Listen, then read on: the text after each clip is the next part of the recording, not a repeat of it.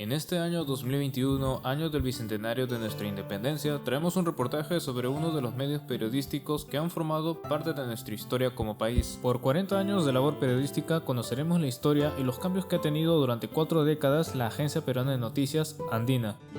Félix Paz Quirós, el actual director de medios periodísticos de Editora Perú, quien nos cuenta la historia y nos ilustra cómo Andina ha subsistido durante tanto tiempo de manera activa en los medios de comunicación del Perú. Yo ingresé a Editora Perú el 22 de mayo del año 2000 como cronista parlamentario. Estaban buscando a alguien que cubriera el Congreso, porque justamente la persona que hacía las coberturas había renunciado. La Agencia Peruana de Noticias fue lanzada en 1994 con el fin de expandir noticias en el Perú y en el extranjero, pero sus inicios se remontan décadas atrás. En el año de 1973, durante el gobierno de Juan Velasco Alvarado, el Perú ingresaba oficialmente al Movimiento de Países No Alineados, el cual trataba de mantener la neutralidad en países de África, Asia y América Latina ante la lucha entre el capitalismo y socialismo de dos grandes potencias. Además, trataba sobre la democratización de las relaciones internacionales, el desarrollo socioeconómico y la reestructuración del sistema económico internacional. En Lima se iba a realizar una reunión. Y en el año 75, el gobierno militar realiza una conferencia de prensa donde anuncia la creación de ESI Andina, que iba a ser el departamento o el espacio o el lugar donde ESI, o la plataforma, si queremos llamarla así, donde ESI iba a dar a conocer al mundo toda la información relacionada del Perú hacia el mundo, ¿no? Hacia la comunidad andina, hacia el Pacto Andino en ese momento, ¿no? Entonces la primera referencia andina era en el año 75. En la década de los 80, el Perú vuelve a ser democrático tras las elecciones generales donde Fernando Belaúnde Terry vuelve a la presidencia. En el año 80, el encargado de ver las comunicaciones del Estado era el señor Miguel Alba Orlandini, hermano de Javier Alba Orlandini, que fue vicepresidente del segundo gobierno de Fernando Belaúnde. Y él es el que relanza o crea lo que en ese momento era la Agencia Peruana de Publicidad, de Noticias y Publicidad Andina, ¿no? Que toma este nombre. Y es ahí donde nace la Agencia Andina como un medio fundamentalmente de difusión de las actividades del Estado. Durante esta época, este medio tuvo bastante relevancia por lo mismo que no solo informaba, sino también estaba a cargo de la publicidad, entonces este era el que publicitaba y daba avisos importantes del Estado. En 1990, Alberto Fujimori entra al poder en su primer mandato. Es en esta década en la que se aplican una serie de medidas económicas para detener la hiperinflación heredada del gobierno anterior, el primer gobierno de Alan García. Llega el gobierno de Fujimori y aplica el tema de el sinceramiento económico, por llamarlo de alguna manera. Entonces con eso Andina se vio en problemas, porque en primer lugar le quitaron el tema de la publicidad, ya no tenía ingresos, vivía del ingreso del Estado, ¿no? Y el Estado no tiene recursos, y no tenía recursos en ese momento. Entonces hay varios periodos en los que Andina cierra. 4 años después el panorama cambia y Andina llega a formar parte de Editora Perú mediante el Decreto Supremo número 068/94 PCM. Entonces cuando Andina se queda solamente como agencia de noticias, eso más o menos sucede en el año 93-94, pasa a integrarse a ser parte de Editora Perú. Editora Perú era la empresa que tenía a su cargo la impresión del Diario Oficial del Peruano y también otros dos medios muy importantes en la historia del periodismo nacional, que es el diario La Crónica y el diario La Tercera de la Crónica. El diario La Tercera de la Crónica era un diario deportivo en algún momento, el que más vendió en su época, ¿no? 200.000 ejemplares, y salía en la tarde, al mediodía. O sea, antes que los periódicos actuales de deportes, el más grande fue La Tercera. Entonces a ellos se suma Andina. En el año 2000, Fujimori vuelve a postularse por tercera vez, y es en esta ocasión que se disputa la presidencia con Alejandro Toledo. En vista de los problemas en torno a dichas elecciones, se da un gobierno de transición con Valentín Paniagua hasta julio de 2001. Hay una fusión, en 2001, gobierno de Paniagua, donde se junta la redacción del Peruano y la redacción de Andina, supuestamente, y Andina queda reducida a 5 editores. Estos 5 editores trabajaban las notas del Peruano y las volteaban y le daban una redacción de agencia de noticias.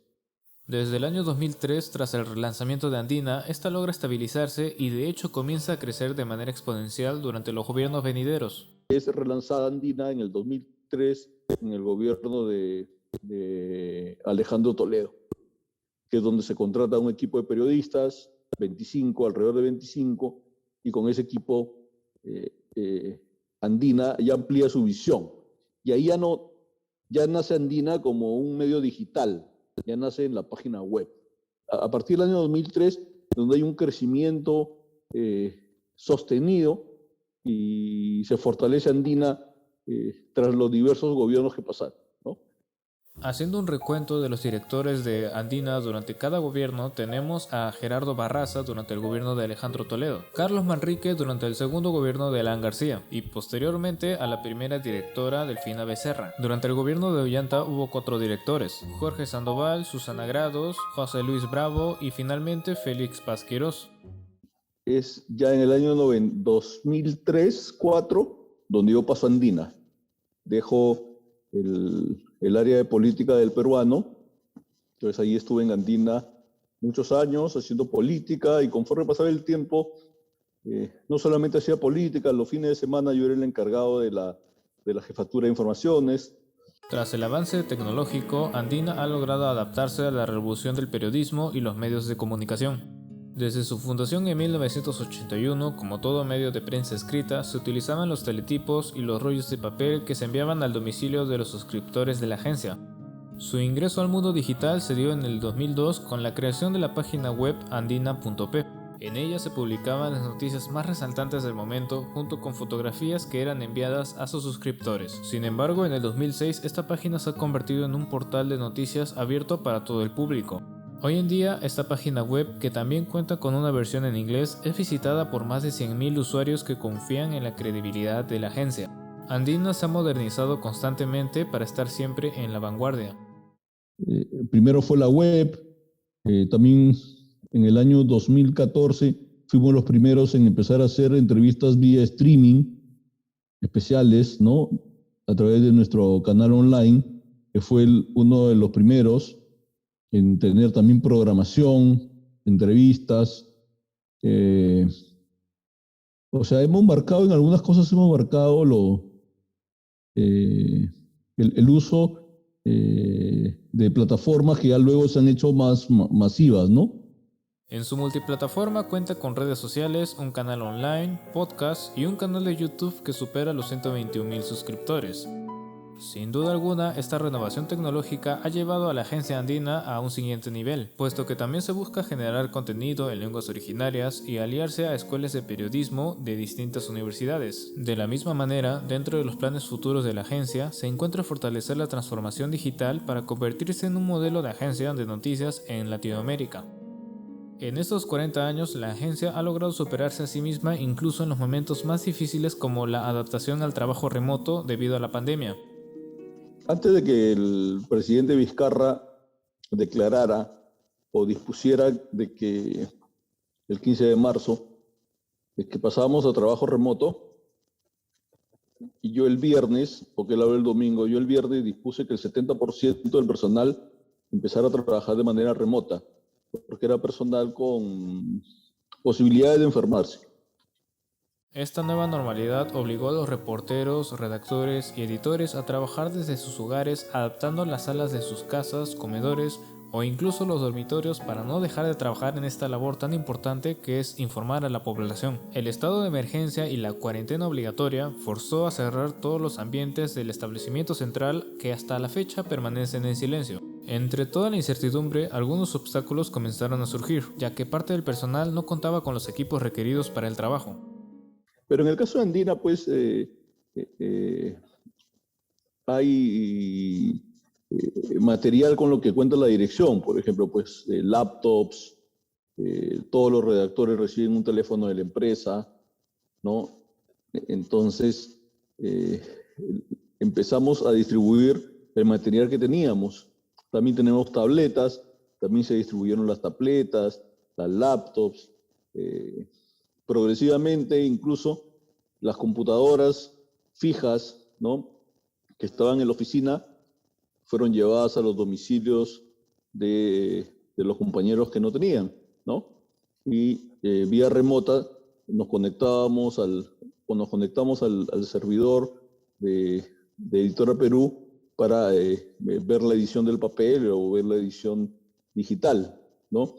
Y poco a poco hemos ido superando los inconvenientes.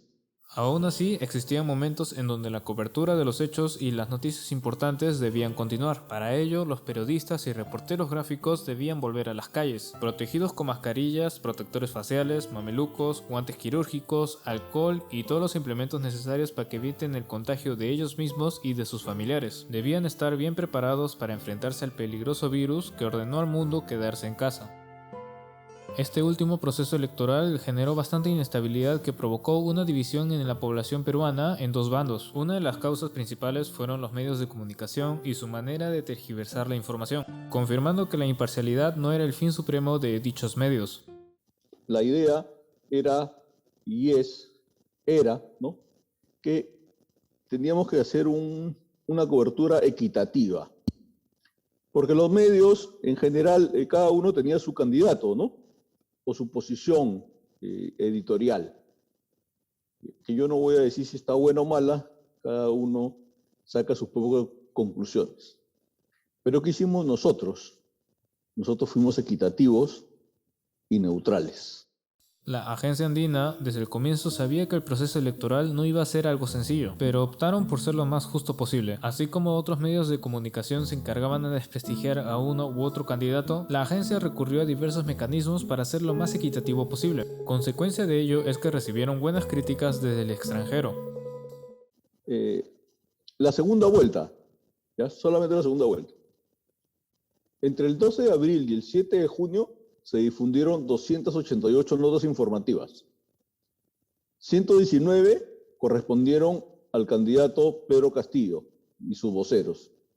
Y 119 a la postulante Keiko Fujimori y sus representantes. Y a eso se sumó 50 notas referidas a temas electorales relacionadas al jurado, a RENIEC, a la sociedad civil, partidos políticos que no participaron y qué sé yo. Es decir, fuimos escrupulosamente equitativos. Al final de la entrevista se le preguntó cuál fue el momento más gratificante durante toda su carrera periodística. Escuchen y reflexionen ustedes mismos. Palabras de agradecimiento de un colega samarquino que trabaja en la agencia. No sé si te lo han dicho otros compañeros, pero ayer me ponía la primera dosis. Realmente uno se alegra de ser sobreviviente y te agradezco porque gracias a tu apuesta por el trabajo remoto, mi familia y yo hemos sobrevivido a este capítulo duro para millones de peruanos. Gracias Félix, somos decenas de familias en la redacción a quienes no nos faltó un plato de comida en la casa y accedimos a servicios de seguro privado. Sí, son más horas y más días de chamba, pero no tienen precio. Podemos discrepar en diversos temas y que tengas un corazoncito más andino, pero siempre te agradeceré eso. Eres el director del Bicentenario y vas con la frente en alto, y has contribuido directamente con la vida de decenas de nosotros. No lo olvides, ni lo olvidaré. Los cambios que está viviendo el periodismo son múltiples y constantes. El auge de las fake news, la crisis de la ética periodística afecta en muchas dimensiones la labor del periodismo. Ser periodista implica ser curioso y observador. Requiere largas horas de investigación y recoger información para ser analizada y verificada. Es llevar bajo los hombros una gran responsabilidad social, la cual puede servir para ayudar a distintos problemas que se presentan en el día. Los valores más preciados del periodista son la honradez y la imparcialidad, cosas que se extrañan mucho en estos días.